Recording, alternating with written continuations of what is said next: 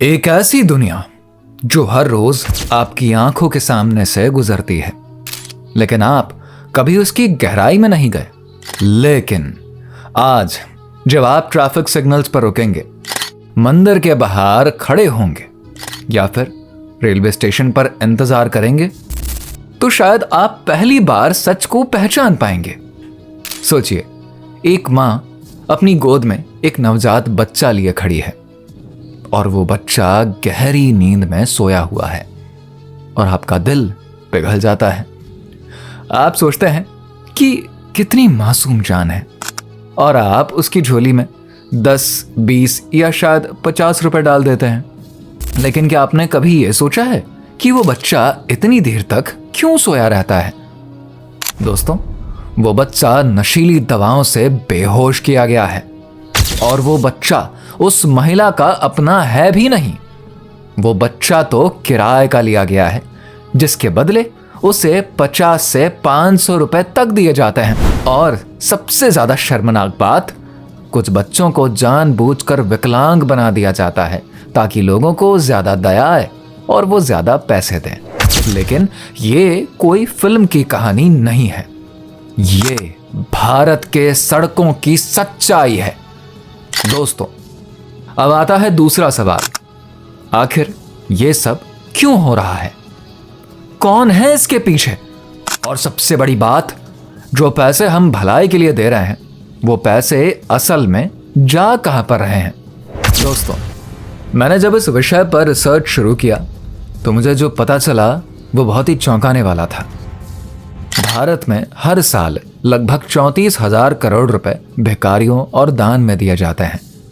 जी हाँ, आपने बिल्कुल सही सुना है, 34,000 करोड़। और इसमें से 2,900 करोड़ रुपए सीधा सीधा भिखारियों को जाते हैं। लेकिन सवाल यह है कि क्या ये पैसा सच में जरूरतमंदों तक पहुंच रहा है? और यहीं से शुरू होती है भिखारी माफिया की कहानी।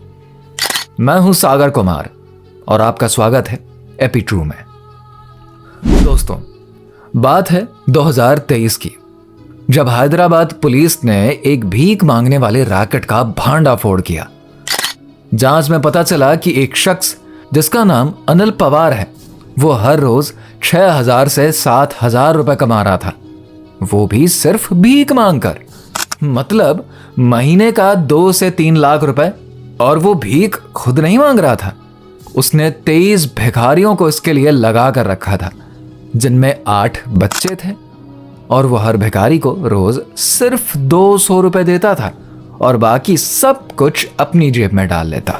उसके बाद अप्रैल 2024 में बेंगलुरु में और भी बड़ा खुलासा हुआ। पुलिस ने 47 बच्चों को रेस्क्यू किया जिन्हें कि जबरन भीख मंगवाया जा रहा था, और इनमें से 6 बच्चे 1 साल से भी कम उम्र के थे और 36 महिलाओं को भी गिरफ्तार किया जो कि इस रैकेट में शामिल थे। दोस्तों, सबसे पहले जानते हैं कि भारत में भिखारी कौन है और कितने हैं। 2011 की जनगणना के अनुसार भारत में लगभग 4.13 लाख लोग भीख मांगने में लगे हैं। लेकिन जरा रुकिए, ये सिर्फ आधिकारिक आंकड़ा है, असली तस्वीर इससे कहीं ज्यादा खतरनाक है। विशेषज्ञों का कहना है कि असली संख्या 10 लाख तक पहुंच सकती है, क्योंकि इनमें बहुत से भिखारी घूमते रहते हैं। आज दिल्ली में है, कल मुंबई में, परसों बेंगलुरु में। ऐसे में उनकी सही गिनती करना बेहद ही मुश्किल है। और अब आती है वो बात जो सुनकर आपका दिल दहल जाएगा। इनमें से 3.72 लाख बच्चे हैं जो कि 14 साल से भी कम उम्र के हैं। अब जरा सोचिए, 3.72 लाख बच्चे, इतने बच्चों से तो एक पूरा शहर बस जाएगा। ये बच्चे उस उम्र में सड़कों पर भीख मांग रहे हैं जब उनको स्कूल में पढ़ना चाहिए, खेलना चाहिए, सपने देखने चाहिए। लेकिन नहीं, हर दिन ये हजारों बच्चे धूप, बारिश, ठंड में सड़कों पर खड़े होकर लोगों से पैसे मांगते हैं। दोस्तों, अब जानते हैं कि ये भिखारी वास्तव में है कौन। भिखारियों में 53.13% पुरुष और 46.87% महिलाएं शामिल हैं, यानी कि लगभग दोनों की संख्या बराबर की ही है। लेकिन महिला भिखारियों की स्थिति ज्यादा खराब है, क्योंकि बहुत सी महिलाएं विधवा हैं, किसी को परिवार ने छोड़ दिया या फिर वो घरेलू हिंसा से बचकर आई हैं। और अब आती है सबसे ज्यादा दुख की बात। इन भिखारियों में से 84.5% लोग पूरी तरीके से अनपढ़ हैं, यानी कि उनको पढ़ना लिखना नहीं आता है। कोई शिक्षा नहीं, कोई कौशल नहीं, तो कोई नौकरी भी नहीं। ये एक दुष्चक्र है। गरीबी की वजह से शिक्षा नहीं, शिक्षा नहीं तो नौकरी नहीं, नौकरी नहीं तो गरीबी और भी बढ़ती है। दोस्तों, अब आती है वो सच्चाई जो अब आपको हिला के रख देगी। सबसे पहले यह समझ लीजिए, सभी भिखारी गरीब नहीं होते हैं। जी हां, आपने बिल्कुल सही सुना है। जिस भिखारी को आप ट्रैफिक सिग्नल पर 10 रुपए दे रहे हैं, हो सकता है वो आपसे भी ज्यादा अमीर हो। 2023 में हैदराबाद पुलिस ने एक बेगिंग रैकेट का भांडाफोड़ किया। जांच में पता चला कि एक शख्स रोज का 6,000 से 7,000 रुपए कमा रहा था, वो भी सिर्फ भीख मांगकर, यानी कि महीने के 2 से 3 लाख रुपए।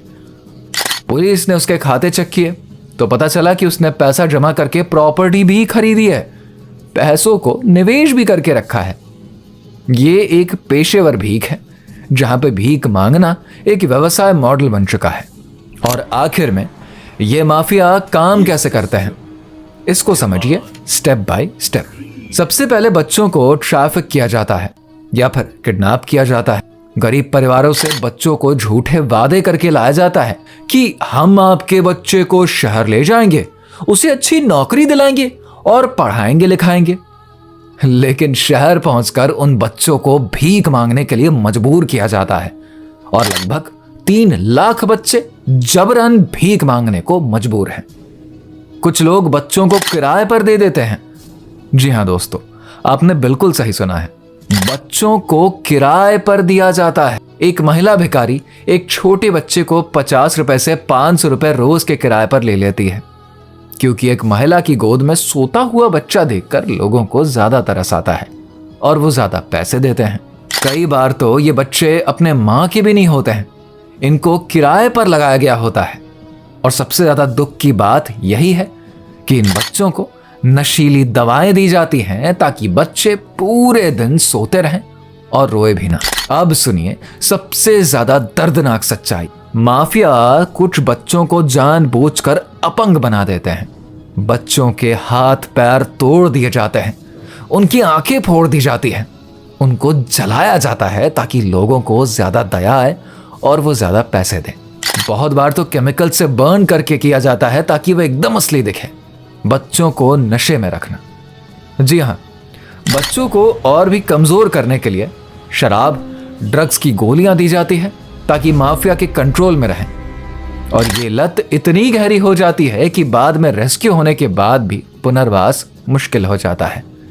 और ये सब कुछ होने के बाद जब शाम को माफिया के लोग आते हैं तो पूरे दिन की कमाई को इकट्ठा कर लेते हैं और भिखारी को बस 10 से 20% ही देते हैं, बाकी सब माफिया ले जाता है।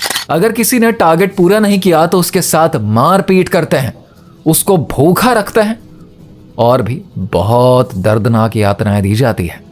अप्रैल 2024 में बेंगलुरु पुलिस ने एक बहुत बड़ा बेगिंग रिंग बस्ट किया था, जिसमें कि 47 बच्चों को रेस्क्यू किया गया था जिन्हें जबरन भीख मंगवाया जा रहा था। पुलिस ने 36 महिलाओं को भी गिरफ्तार किया जो कि इस रैकेट में ही शामिल थे। इन्वेस्टिगेशन में पता चला कि ये महिलाएं बच्चों को दूसरे राज्यों जैसे कि ओडिशा, पश्चिम बंगाल, झारखंड यहां से लाकर उनसे बेंगलुरु की सड़कों पर भीख मंगवाते हैं। अगर एक औसत भिखारी रोज 200 से 500 रुपए कमाता है और हाई ट्रैफिक एरियाज में यह 1000 रुपए से 2000 रुपए तक कमा सकता है। दोस्तों, अब आते हैं एक बेहद ही महत्वपूर्ण सवाल पर, क्या भीख मांगना अपराध है? सबसे पहली बात, भारत में कोई एक केंद्रीय एंटी बेगिंग कानून नहीं है जो कि पूरे देश में वो लागू हो, लेकिन हर राज्य की अपनी अलग अलग नीति है। अभी वर्तमान में 22 राज्यों और केंद्र शासित प्रदेशों ने अपने एंटी बेगिंग लॉज बनाए हुए हैं, जिसमें सबसे पुराना और सबसे विवादास्पद कानून है Bombay prevention of begging act 1959। इस कानून के तहत भीख मांगना एक अपराध है। इसमें अगर आप भीख मांगते हुए पकड़े जाते हैं तो पहली बार में 1 से 3 साल की जेल होती है और दोबारा करने पर 3 से 10 साल की जेल होगी। और इन भिखारियों को पकड़े जाने के बाद डिटेंशन सेंटर्स में रखा जाता है। लेकिन दोस्तों, यहां पर एक और बड़ा सवाल उठता है कि क्या एक गरीब, एक बेसहारा इंसान को भूख से मरने की बजाय भीख मांगने के लिए जेल में डालना सही है? इसी के ऊपर 2018 में दिल्ली हाई कोर्ट ने एक ऐतिहासिक फैसला दिया। कोर्ट ने कहा, भीख मांगना गरीबी का नतीजा है, अपराध नहीं। एक व्यक्ति को सिर्फ इसलिए जेल में नहीं डाला जा सकता क्योंकि वो गरीब है। कोर्ट ने Bombay prevention of begging act के कुछ प्रावधानों को असंवैधानिक करार देते हुए कहा कि ये आर्टिकल 14 और आर्टिकल 21 का उल्लंघन करता है। कोर्ट ने कहा कि गरीबी अपराध नहीं है। अगर लोग भीख मांग रहे हैं तो ये राज्य की विफलता है। राज्य को उन्हें सजा देने की बजाय पुनर्वास करना चाहिए। और ये एक्ट मनमाना है क्योंकि पुलिस किसी को भी बिना उचित सबूत के गिरफ्तार कर सकती है। इंदौर में 1 जनवरी 2025 भिखारियों को पैसे देना भी अपराध माना गया है। इंदौर म्युनिसिपल कॉरपोरेशन का मानना है कि जब तक लोग पैसे देते रहेंगे तब तक बेगिंग खत्म नहीं होगी। ये डिमांड को खत्म करो, सप्लाई खुद खत्म हो जाएगी का अप्रोच है। अच्छी खबर यह है कि सरकार कुछ कर रही है। 2021 में smile scheme, support for marginalised individuals for livelihood and enterprise, इसको शुरू किया गया। चलिए जानते हैं इस योजना में क्या क्या है। सबसे पहले ये भिखारियों की पहचान करेंगे और डेटा प्रोफाइलिंग करेंगे, जिसके बाद इनके रहने की जगह, भोजन, कपड़े, बुनियादी सुविधाएं इनको दी जाएंगी। साथ में मानसिक स्वास्थ्य और नशे से निकलने में मदद करना। सरकार ने इस योजना के लिए 100 करोड़ रुपए का बजट निर्धारित किया है और अब तक इसको 75 शहरों में लागू भी किया जा चुका है। अब हम बात करते हैं भरत जैन की, जो कि सड़क पर भीख मांगते हैं, लेकिन इसकी संपत्ति 7.5 करोड़ रुपए है। भरत जैन एक दिन में 2000 से 2500 रुपए कमाता है और इनका मुंबई में 2 BHK फ्लैट भी है जिसकी कीमत लगभग 1.2 करोड़। भरत जैन ने ठाणे में 2 दुकानें भी किराए पर दे रखी है और इनसे 30,000 महीने का किराया भी वसूलते हैं। भरत जैन 40 साल से भीख मांग रहे हैं लेकिन अभी भी भीख मांगना नहीं छोड़ रहे हैं। वो कहते हैं, मुझे भीख मांगना पसंद है और मैं इसे छोड़ना नहीं चाहता। दोस्तों, अब सबसे महत्वपूर्ण सवाल, हम लोग भिखारियों को पैसे क्यों देते हैं? भारत एक धार्मिक देश है और हमारी संस्कृति दान को बहुत महत्व देती है। 70% दान धार्मिक संस्थाओं को जाता है, लगभग 16,600 करोड़ रुपए हर साल। और लोग मानते हैं कि भिखारी को दान देने से पुण्य मिलता है, पाप धुलते हैं। दोस्तों, अब आती है सबसे चौंकाने वाली बात। भारत में हर साल लगभग 34,000 करोड़ रुपए भिखारियों और व्यक्तिगत दान में दिए जाते हैं। जी हां, सही सुना है आपने। इसमें से 2,900 करोड़ रुपए सीधा भिखारियों को जाते हैं और 21,500 करोड़ अनौपचारिक तरीके से दिए जाते हैं। लेकिन दोस्तों, सवाल यह है कि क्या यह समाधान है? क्या हर साल 34,000 करोड़ देने के बावजूद भिखारियों की संख्या कम हो रही है? शायद नहीं, क्योंकि ये सिर्फ अस्थायी राहत है, स्थायी समाधान नहीं है। एक शोध बताता है कि सिर्फ 7,500 करोड़ के सामाजिक निवेश से भारत को भीख मुक्त बनाया जा सकता है। मतलब हमारे 1 साल के अनौपचारिक दान के सिर्फ 25% से। तो सवाल यह है दोस्तों कि क्या हम पैसे दान में बर्बाद कर रहे हैं या निवेश करके इन लोगों को आत्मनिर्भर बनाना चाहते हैं? अब सबसे महत्वपूर्ण सवाल, हम क्या कर सकते हैं? सबसे पहले तो आप इन्हें पैसे की जगह खाना और पानी दें।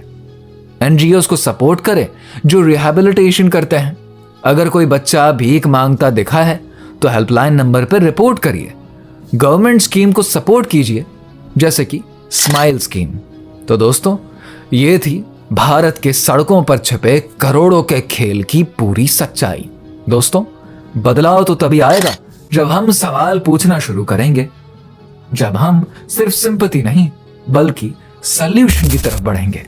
दोस्तों, अगर आपको ये वीडियो ने कुछ महसूस करवाया है तो हमारे चैनल एपी ट्रू से जरूर जुड़ें। कमेंट करके बताइए कि आप इस मुद्दे के बारे में क्या सोचते हैं। मैं हूं सागर कुमार, मिलते हैं अगले वीडियो में एक और दिलचस्प टॉपिक के साथ। धन्यवाद। जय हिंद।